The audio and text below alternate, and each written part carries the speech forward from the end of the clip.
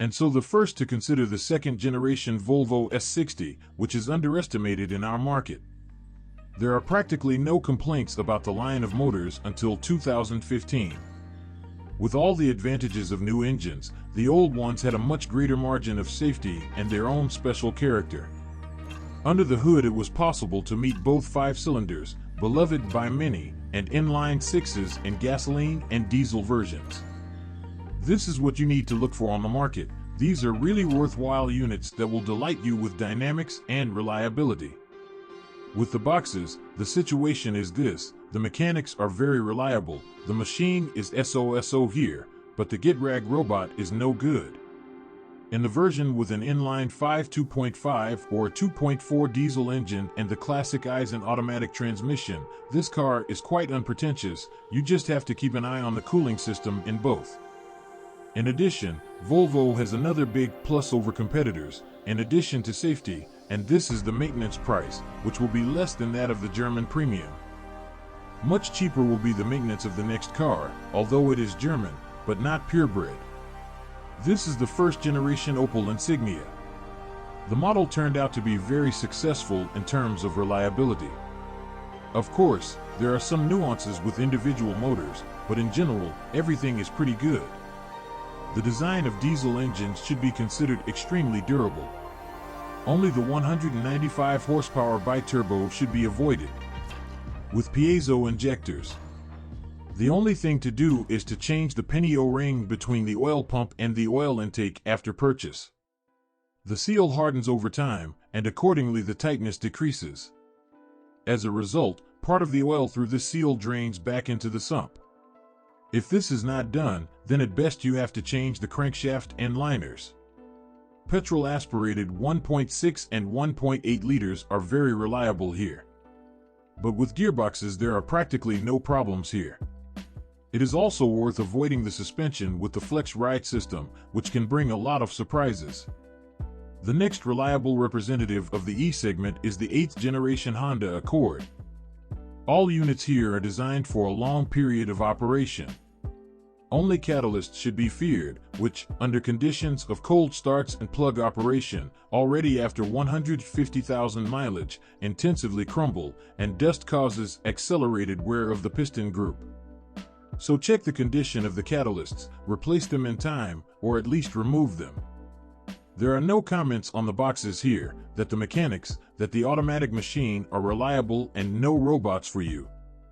By the way, this is one of the few cars that practically does not depreciate. And this fact also speaks volumes. The 4th generation Ford Mondeo can also be safely considered a reliable car. The car has no frankly unsuccessful motors. The least problems will be from gasoline atmospheric engines, 1.6, 2.0, and 2.3. Their maintenance will be inexpensive even in old age. 1.6 and 2.0 EcoBoost proved to be problematic.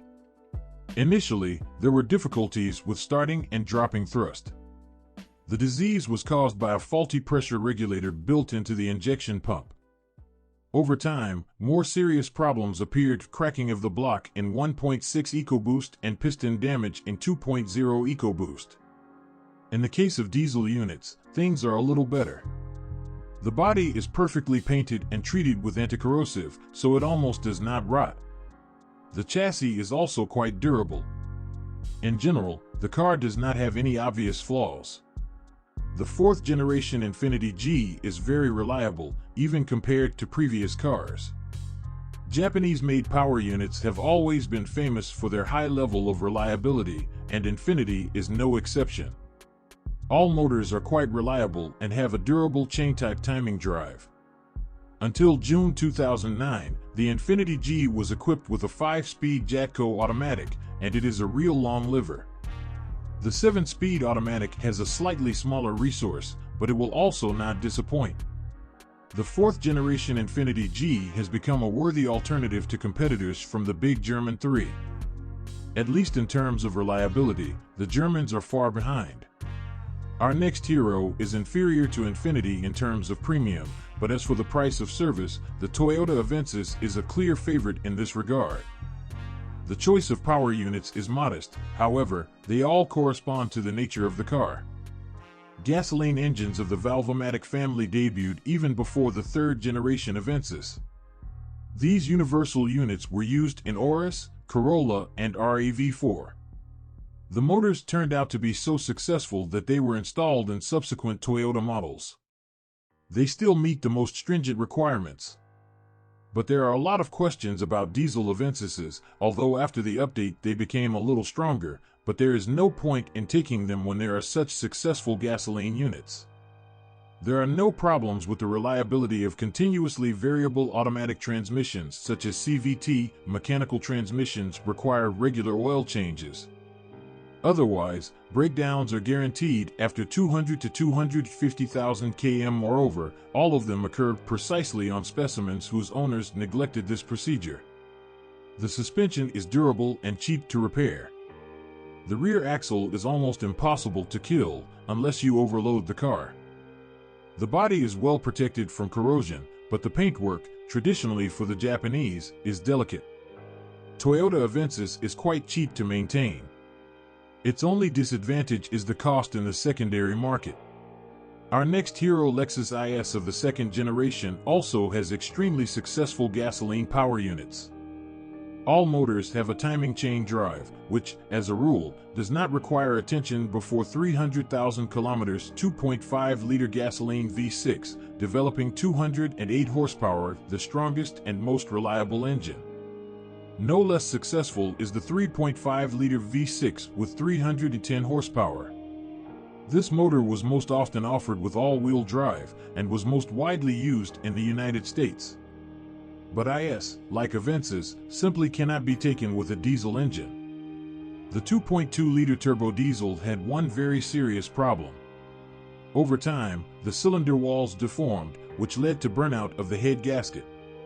The illness was accompanied by loss of coolant and bluish smoke from the exhaust pipe. The diesel problem was fixed by the manufacturer in 2010. At the same time, a derated version of the 2AD FTV engine with a power of 150 horsepower appeared.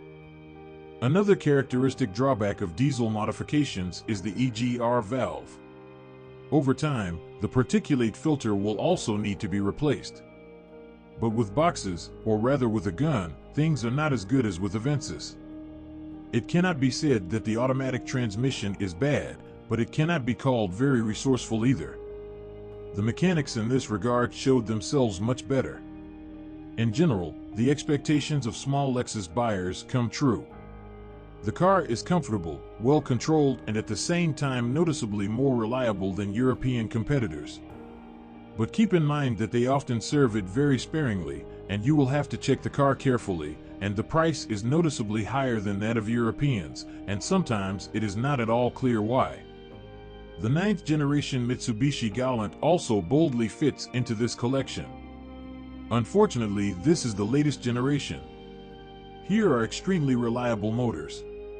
Problems with them arise solely through the fault of the owner, in particular due to untimely maintenance. The same can be said about the automatic transmission. After 100,000 kilometers, owners often notice the appearance of small shocks. The disease does not progress, so you should not worry. Many machines have passed 400,000 kilometers without problems and repairs. Chassis elements are quite hardy and the body is not prone to corrosion.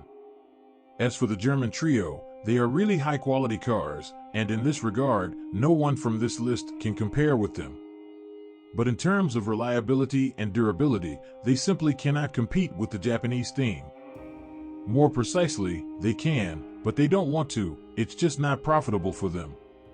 If you're looking for comfort and quality in a car, there's no doubt you'll pay for it, especially when you're buying a used one. But if from a car you first of all need reliability and confidence that tomorrow your iron horse will not ask you to throw a tidy sum into repairs, then it's better not to think about premium Germans, even in the E segment. Well, it will be very interesting to know if you agree with this list, and that's all for me. Thank you very much for your attention. I will be very grateful if you subscribe to the channel. See you soon.